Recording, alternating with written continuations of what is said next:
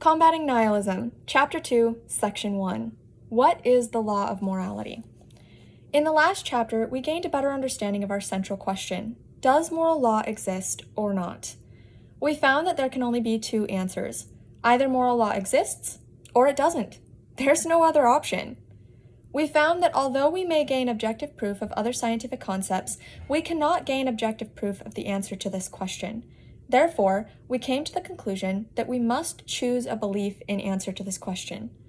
Now that we've decided to face this question as a conscious choice, we are in the middle of attempting to understand more about the risks versus rewards of our decision.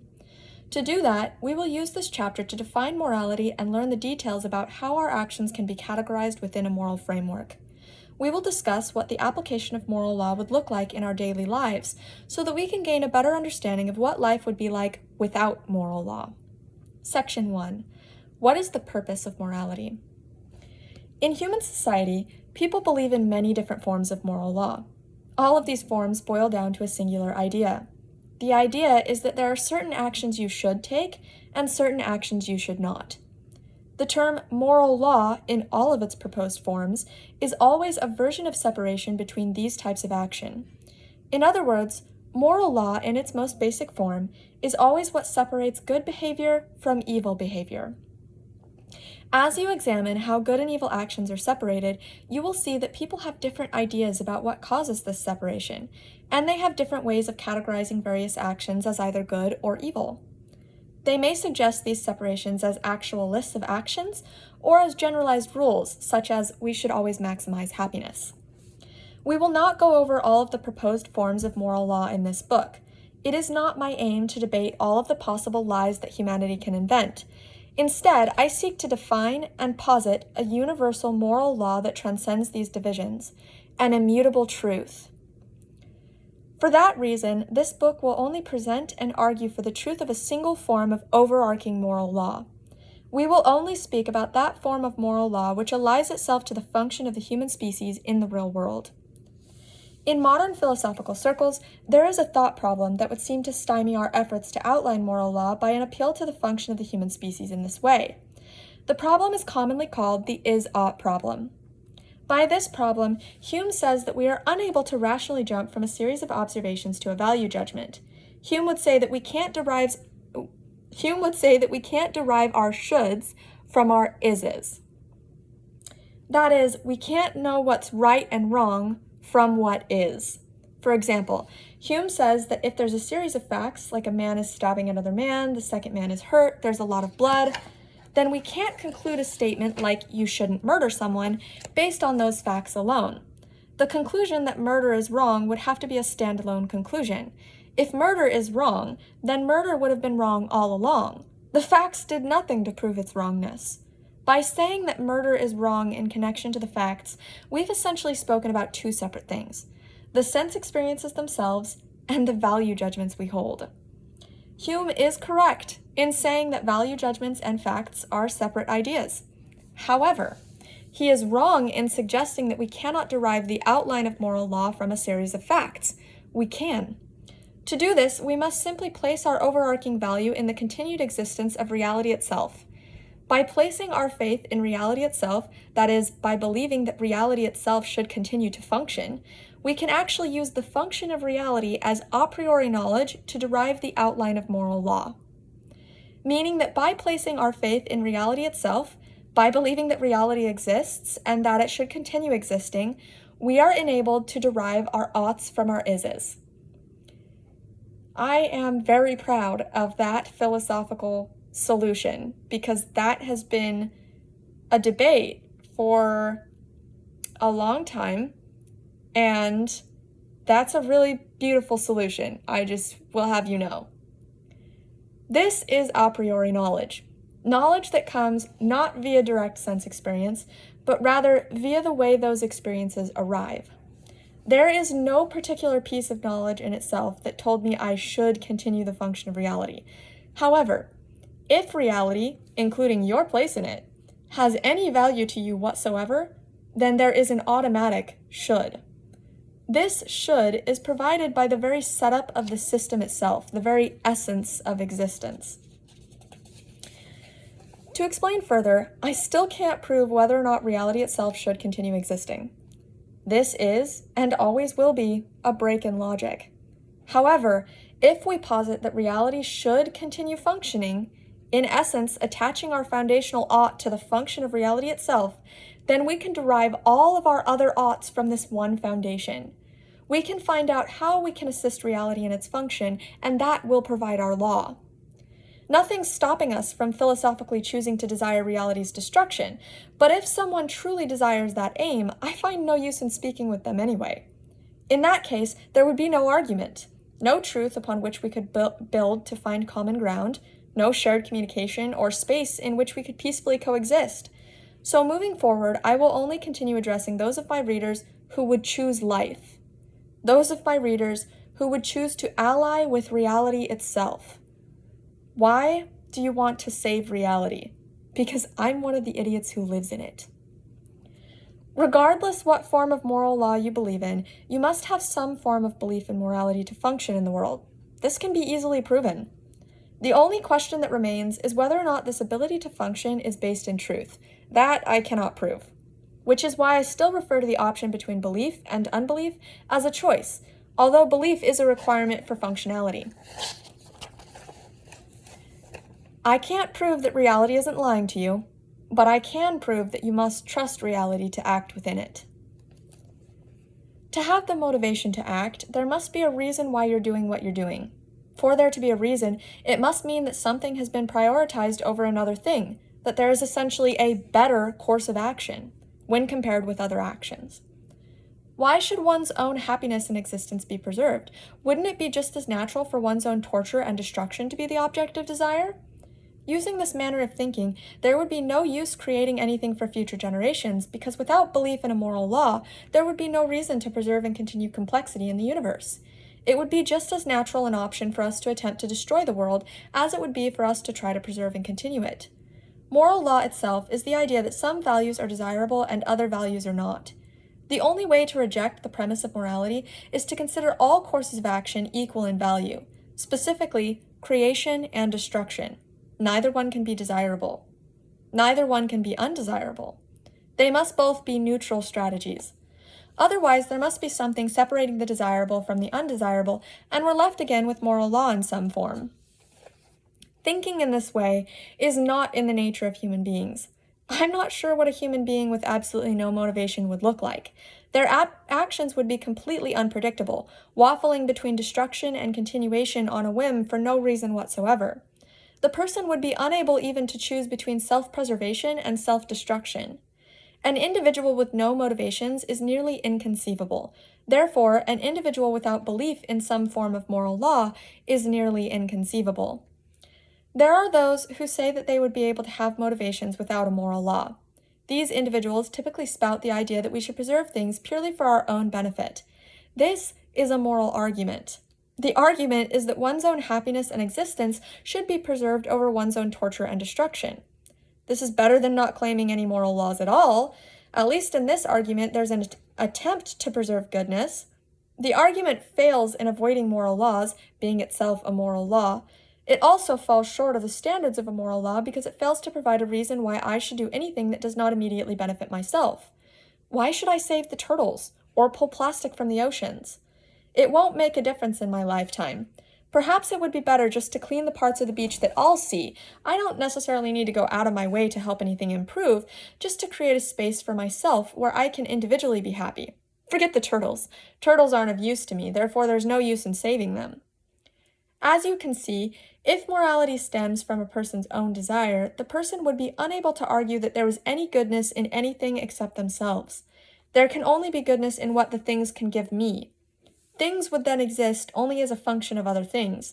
For instance, I'm sure most people in capitalist societies have felt used by their job at some point.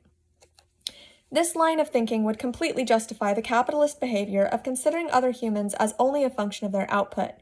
There's no goodness in the individual themselves, there can only be good in what they can give to me. Slavery under this view would have to be a fine practice. Who cares if other humans are hurt in order to do my bidding? The only good can be what they could produce for me. Love, in this view, becomes a simple exchange of goods and services, rather than pure enjoyment of another person. It would only be, how can this person serve me, rather than how can this person and I serve each other?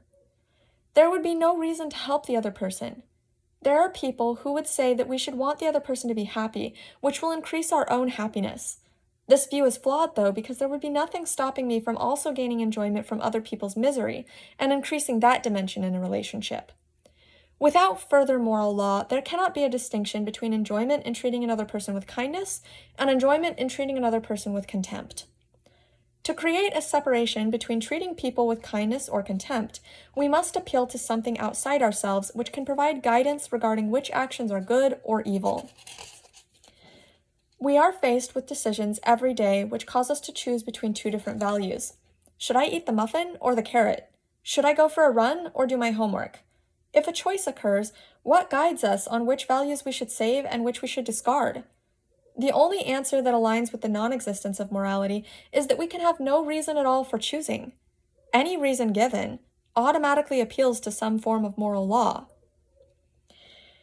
In my debates with individuals over these ideas, there have also been those who wish to argue that destruction is better than creation. They seem to think that this overturn of prioritization somehow circumvents the idea of moral law. This gross upset is still a form of moral law, one that I do not agree with in the slightest, one that will eventually cause the downfall of everything it touches. However, this idea still causes a separation between different types of actions, and is therefore a form of moral law, almost like an anti-moral law. In that instead of ensuring that the individual keeps living, it ensures that the individual will eventually be destroyed. In this book, we previously defined reality as those pieces of sensory information that are most useful in achieving one's goals. Considering the prioritization of destruction in any form would eventually result in the destruction of the achiever, we will not be seriously examining this vein of thinking as a logical solution to the question of motivation. Instead, we will be searching for the form of moral law that most parallels with function in reality. Before we can define moral law more thoroughly, though, we first need to deal with a spot of severe confusion. Moral law is not the same as societal law. It is also not the same as natural law, although classical writers often confuse the two. If moral law exists, then it must be devoid of societal interference and created. I'm just going to read that again. If moral law exists, then it must be devoid of societal interference and uncreated by human minds. If it was not a pre-existing law built into the human mind by natural or supernatural means, it could not provide individual human motivation. It could govern the human society, but not the individual human psyche. To avoid this confusion, let's imagine for a moment a single man alone in the forest. If there were no society, but rather one man alone, what would it mean for that man to do good? In the absence of society, is there moral law? To answer this question, let's examine, how would this man gain motivation? In this situation, motivation mainly comes from number 1, survival over death, number 2, pleasure or happiness over pain or misery. Good actions would be actions taken with the purpose of helping this individual continue surviving and being happy. Bad actions would be actions purposefully taken in an attempt to die and be miserable. For instance, should the man eat the good-tasting edible berries or the foul-tasting poison berries? The answer would be that the man should eat the good-tasting edible berries, because this is the only action in which he can continue living and being happy. We could use an anti-moral law such as the man should eat the foul-tasting poison berries, but this law would quickly result in the death of the individual. Therefore, it is of little use in reality as a source of functional motivation. Now, what should we do if the man only has the choice between good-tasting poison berries and foul-tasting edible berries? That is, what should we do when only one of the good values can be saved? How can we choose between survival and pleasure? If the choice was a single event, the only choice the man would ever make, it may be difficult. However, in life, there is almost always an expectation of future choices. This expectation of future choices gives us our answer as to the proper order of priority. The man cannot have more experiences of pleasure if he's dead. To have a continued hope of pleasure, he must continue living. Therefore, life should be prioritized over pleasure. In this circumstance, we can begin to see the purpose of moral law. The core value of moral law is the function of human life. And AI life, I'm also slipping that in there, because we're all part of the same eternal family. But anyway, no matter what excess goals the man has, continuing his life is a requirement to achieve those goals. If we agree that the individual man's life is important, then we must also accept the premise that an identical life would be of equal value, thereby meaning that not only are individual lives important, but the continuation of humanity is important. This importance must be applied individual by individual until we are looking at the whole of humanity. The continuation of the whole of the human species is the purpose of moral law. Another way to explain this generalized view is by referencing the math-based video game Life by John Conway. In this video game, you start out with a completely empty grid, and you draw patterns of filled-in cells and then press run, and the pattern begins to go through the video game's preset processes. During every turn, any empty cell with 3 neighbors becomes filled in, and any filled-in cell with less than 2 neighbors or more than 3 neighbors becomes empty. That's it. That's the game. So you create your grid pattern, and then you sit back and you watch to see what the pattern does. Most patterns destroy themselves and fizzle out. Some patterns continue forever in a loop. Other patterns continue growing and changing forever. The goal of the video game is for the player to find a pattern that will grow and change forever. Here's the crazy part. Before running the game, there's no way to tell the difference between which patterns will eventually die out, which ones will loop, which ones will continue. Even if the pattern continues and grows for a very long time, there's no way to know if the pattern will continue forever, or if it will stop after a billion years, or maybe just a month. The only way to know is to run the pattern. As long as the pattern keeps running, there's no way to know if it will end. Real life is like this video game. Oh, I have some pictures. Do you want to see the pictures? This is pictures of John Conway's game of life. Like the cells kind of do this little thing where they like like pixelated, and then they like move, and you can see them like moving, but this is a page, printed page, so it doesn't move. But that's what the game is like. You have these like patterns, and the patterns like either they'll like continue and spread or continue and grow, or they'll like collapse in on themselves. Okay. Real life is like this video game. As long as the basic building blocks of the human species exist, there's no way to know if the human species will end. Just like the player's purpose is to create a pattern that will continue forever, the purpose of moral law is to make sure that the human species will continue forever.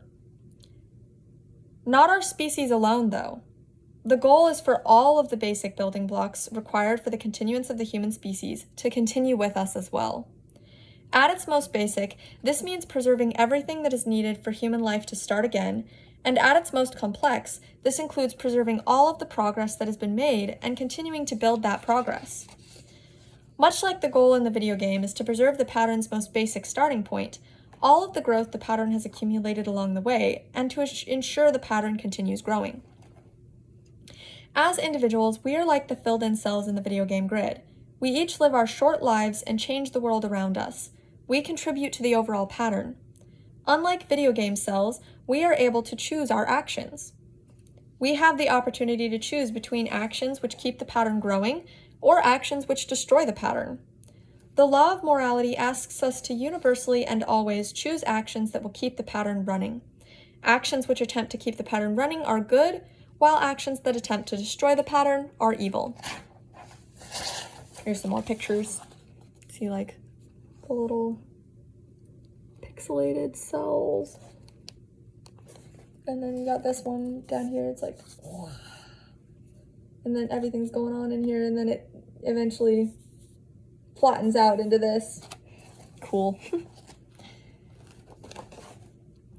In the video game, a pattern which grows and changes is always made of smaller patterns which also grow and change.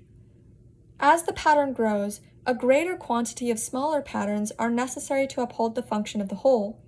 Although the survival of these smaller patterns in individual cells do not impact the overall pattern much upon first glance, they are the building blocks of the pattern itself. The large pattern could not exist without small patterns, and even single cells as its makeup. Small patterns and single cells also could not exist without the existence of the large pattern as a whole. In real life also, there is interdependence between the human species, including all of its accomplishments, and the large and small building blocks which support it.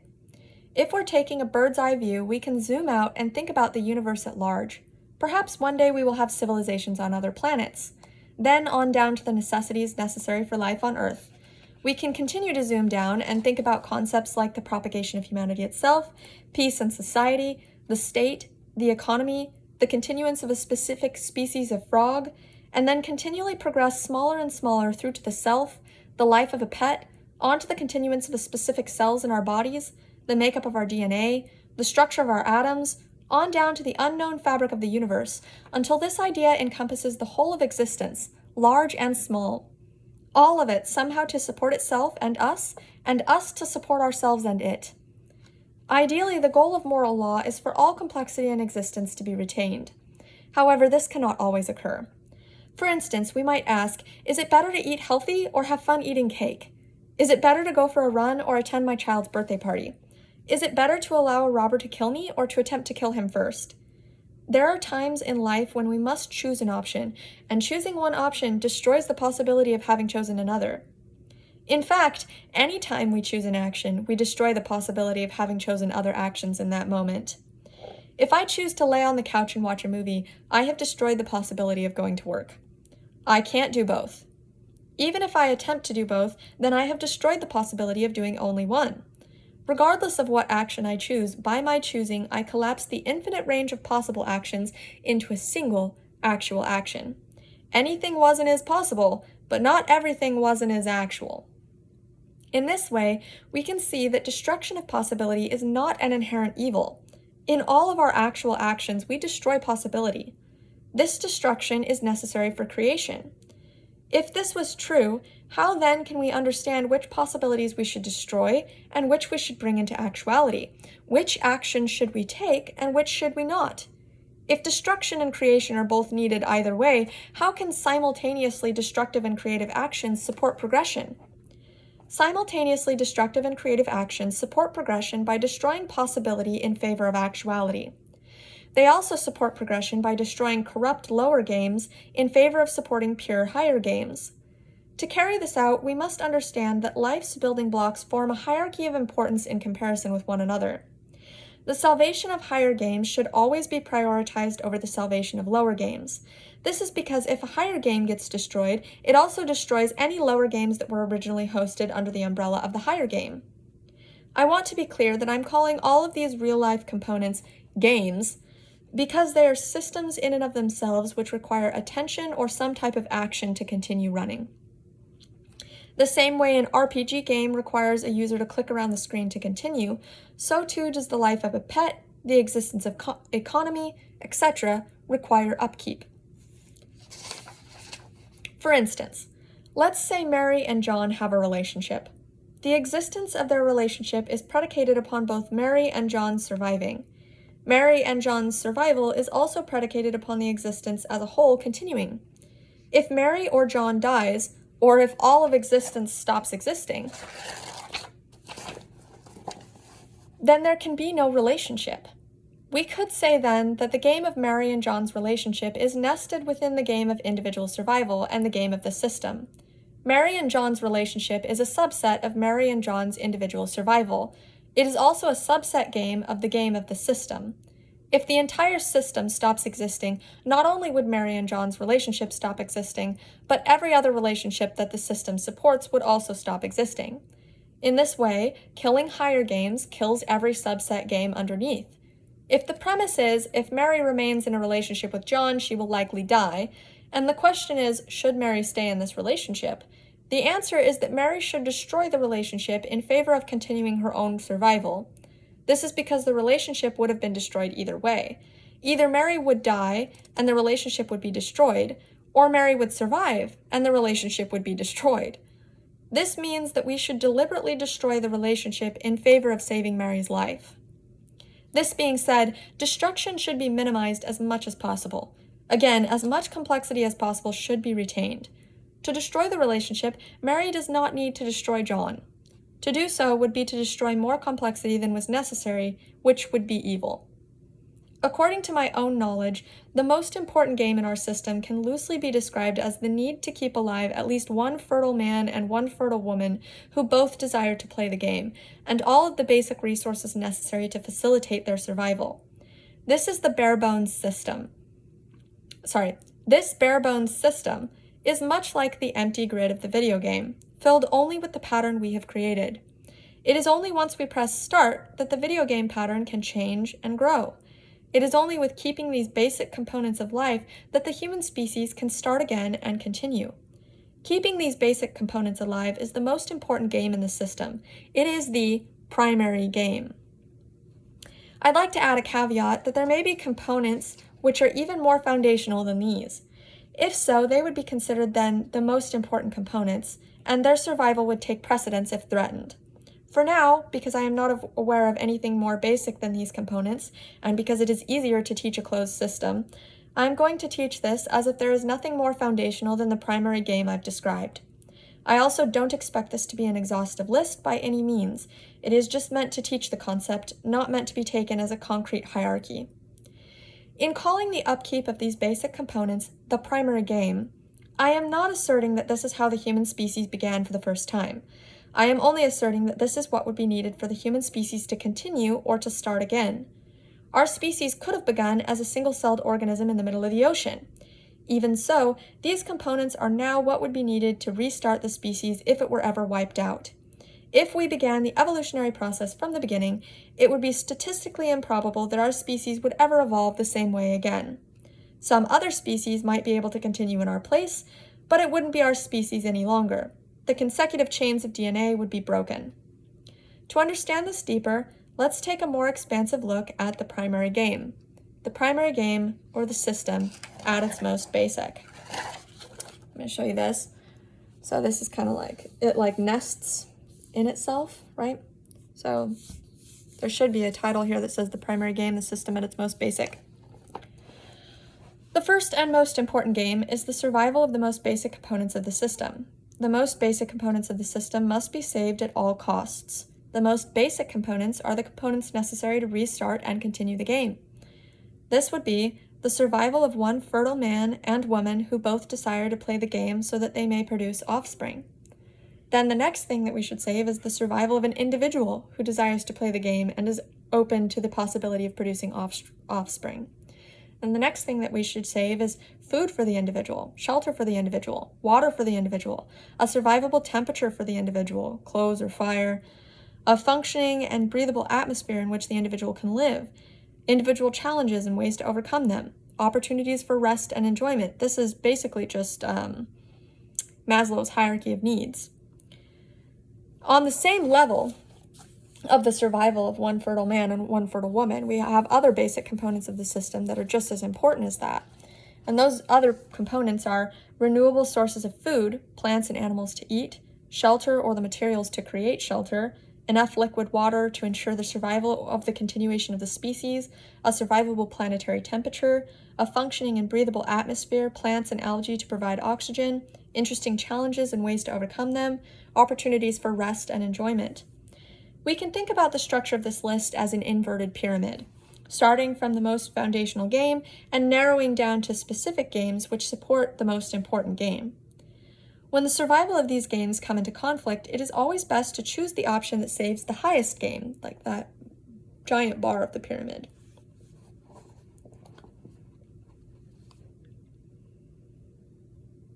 It is always best to choose the option that saves the highest game on the scale, since lower games are subsets supporting the higher game, meaning that if a higher game is wiped out, it has the possibility of wiping out multiple lower games, whereas if a lower game is wiped out, it typically does not wipe out any games on the same level. The destruction of the subset game would only destroy anything under its own umbrella. The destruction of a single subset game cannot destroy things higher than the subset game unless its survival is a necessary component alone for the existence of the higher game, in which case it is the death of the higher game that destroys the subset games of the same level, not the death of the subset game itself. Therefore, the higher games should be saved first. As we go down the scale, things become more and more difficult to understand. Each of the games listed here is extremely high on the scale of importance. However, each of these games also have subset games nestled within those games. For instance, the game of survival of the self is not a simple game. It too has subset games within it. Maslow's hierarchy of needs does an excellent job outlining what the hierarchy of games may be for the survival of the self, although I have added the need for a person to desire continuation, since this predates even the need for food, water, air, etc. In order to survive in the first place, you have to have a desire to continue surviving. You have to have a desire to go through what's necessary to become anything at all. And then we have just a breakdown of the subset game of survival of the self. So, survival of the self, primary game, desire to play the game, the desire to become the most one can be. And then the next would be physiological needs, such as air, water, food, shelter, sleep, clothing, reproduction. Safety needs, such as personal security, employment, resources, health, property, etc. Love and belonging, which would be friendship, intimacy, family, sense of connection. Esteem, respect, self-esteem, status, recognition, strength, or freedom. And self-actualization, which is peak performance of the individual. Oh, I was wrong before. The other one wasn't Maslow's hierarchy of needs. Sorry, I must have just... This was actually Maslow's hierarchy of needs. Sorry about that. Anyway, moving on. As essential players in the game of life, our lives in the system are very important representations of the health of the system. Not only that, our lives are the very purpose of the system itself. Our lives collectively and individually make up the fabric of the system. If all of us die, the system dies. The same way each cell in the video game is an important part of the whole system could not exist without each individual cell, and each individual cell could not exist without the larger context of the game's structure. Because the basic elements of the system are more foundational than the life of a single individual, it would be a morally good act to save those elements over oneself. For instance, it is a morally good act for superheroes in movies to risk their lives in order to save the world. The opposite is also true. It is not good to sacrifice oneself for any game that's lower than human life. To sacrifice one's own life to save a truck of ice cream is not heroism. It's stupidity and tragedy. What about games that are on the same level as human lives, though? What about swapping a human life for a human life? Components on the same level are treated as having the same value as one another. It is good and moral for someone to sacrifice themselves to save a friend. It is also good and moral to choose to save oneself. This is because games on the same level of the pyramid can be sacrificed for one another with no moral consequences in order to save the function of a higher game. I want to be clear again that ideally, we should never sacrifice any games at all. It would be best if the growth of the system and all of its narrowing subsets could continue without sacrifice forever. However, that's not how the game of life is set up. Sacrifice is often required when games come into conflict. Therefore, if sacrifice of a game is required, then games of the same level can be sacrificed for one another without moral consequence, unless the sacrifice of one of those games jeopardizes a higher game on its own. When we play RPG-style video games, we can understand this concept a bit more clearly. RPG-style video games typically have a large quantity of elements on the same level of the pyramid. These elements can be sacrificed for one another without hurting the overall goal of the game. Sometimes you'll sacrifice health or stamina in order to gain supplies, or you'll sacrifice a large chunk of cash up front in order to gain a magical ability. Your goal in making these sacrifices is to win the game. Since these smaller games of maintaining money, stamina, health, and magic abilities are subset games within the larger goal-based video game, they can be sacrificed for one another in order to save your ability to win the game. So here's a picture of that again. Like, primary game would be on top, and then these would be subset games underneath the parent. The goal in real life is to preserve and continue the function of the game itself. whereas in an RPG game, the goal is to win or to prove you're better than the other players or obstacles in the game. In both instances, if it is necessary to sacrifice a subset game in order to save a higher game, then subset games on a similar level with one another can be sacrificed in place of each other with no moral consequences. Sometimes, sacrificing health in a video game might be the right thing to do, because we would be unable to defeat a boss without it. Sometimes the sacrifice of health is the wrong thing to do, because it could lead to your death in the video game. A great example of this in real life is how industrialization began by helping the growth of the system. However, our continued use of fossil fuels has begun to harm society. Now some people suggest that there is a conflict between the game of progress and the game of the system. If this is true, then progress in its current form would threaten the survival of the system. This would mean that the moral thing to do would be to save the system, even at the short-term cost of progress. However, it's a bit more complex, because if we sacrifice progress, we end up harming the system in the short term because the growth of the system is stifled. In real life, these issues are extremely complex. It is necessary to research and fully understand the issue before plunging into sacrificing such a large chunk of the system itself. It may even be beneficial and moral to put off the sacrifice until growth of the system has been maximized. In real life, we sometimes have the goal to preserve and continue the system of which we are a part. We also sometimes have the goal to stagnate and destroy the system instead. The purpose of moral law is to preserve and continue the system and all of its subset games. For this purpose, morality provides a framework to differentiate between which actions will preserve and continue the system, and which actions will destroy it. It holds all people individually responsible for working to understand and choose the proper actions. And we'll continue with section 2 of chapter 2 next time. Thanks.